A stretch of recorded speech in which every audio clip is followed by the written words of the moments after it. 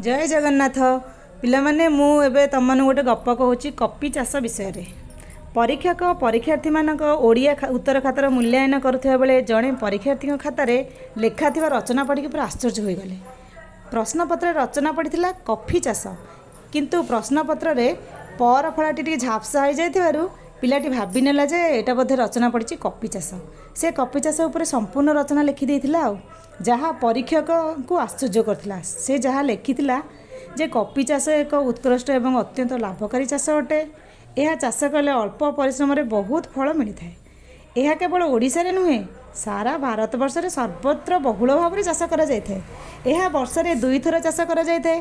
थरे ग्रीष्म ऋतु रे वार्षिक परीक्षा समय रे एवं आउ गोटे थर रबी फसल शरत ऋतु रे जो पड़े आमर अर्धवार्षिक परीक्षा से समय भी चाष करा जाय थाए। जलवायु यार साधारणतः परीक्षा समय मन व्यस्त थिबा जलवायु चाष करा जाय थाए। यह विशेषतः अणमेधावी छात्र माने चाष करथांती। वर्ष सारा स्कूल रे अध्ययन करी ट्यूशन करी मेधावी छात्र माने जेउ फल पाती ताठारु अधिक फल अल्प परिश्रम रे एही कॉफी चाष द्वारा मिली थाए। आर बिहन भी अछि। बिहन कौन यार अनेक किस्म बिहन मिली थाए जथा टेस्ट पेपरिया पशिबुलिया चिरुपुटिया हाथ चिपा इत्यादि। बिहन को संरक्षण केमिति करबा यही बिहन रे अनेक शत्रु अछंती। यार उपयुक्त संरक्षण न कले यह को कीट खाई जाती। यार प्रधान शत्रु होचंती आमर किए परीक्षक निजे इनविजिलेटर क्लास टीचर एवं बुढ़ा मुंडिया हेडमास्टर। बेले बेले स्क्वाड कीट लगिगले ना यह को समूले नष्ट कर दियंती। एणु यह को संरक्षण करने अत्यंत आवश्यक। साधारणतः यह को सार्ट कलर भितर हाथ फोल्डिंग भितर बेल्ट तल एवं मोजा भितर स्थान में यही कॉफी बिहन को संरक्षण करा जाय थाए।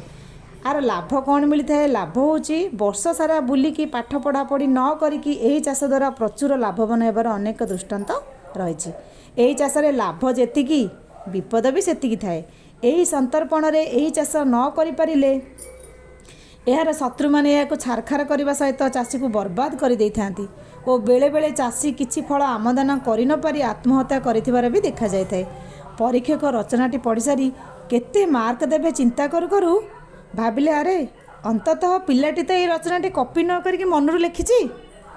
पिला माने गपटी केमती लागिला कहबे। देखंतु गपटा कॉफी चाष विषय देछि केमती लागिला मते जणैबे गपटा।